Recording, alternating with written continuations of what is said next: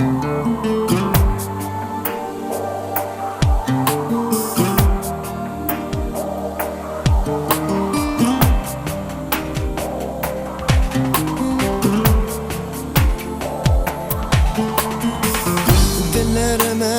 bolan senam, mehribanım ezizenim.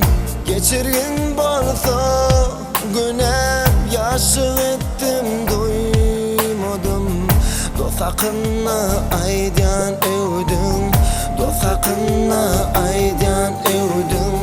Ağır günler gelse başa, yalançı dost kaçar daşa diyen sözüm geldi başa. Dost hakkında aydan evdim, dost hakkında aydan evdim. Kış günümde baharımda dost vefası gerek buna. Düşün yarın kebemini, ağlama sen enem benim, ağlama sen enem benim. Kış günümde baharımda dost vefası gerek buna. Düşün yarın kebemini, ağlama sen enem benim, ağlama sen enem benim.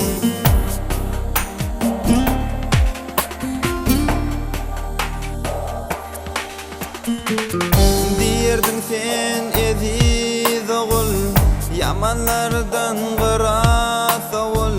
Yaxşılara bakta uğun, gözüm yetti şoňa bugün. Dost hakkında aydan evdim, dost hakkında aydan evdim. Aytmasam bir karar eder, sözlüsümde meni har eder. Dostluk mehri zar eder, gerek bolli aydan evdim, gerek bolli aydan evdim. Kış günümde baharımda dost vefası gerek buna.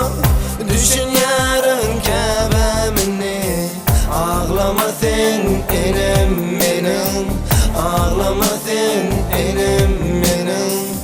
Kış günümde baharımda dost vefası gerek buna. Düşün yarın kebemini, ağlama sen enem benim, ağlama sen enem benim.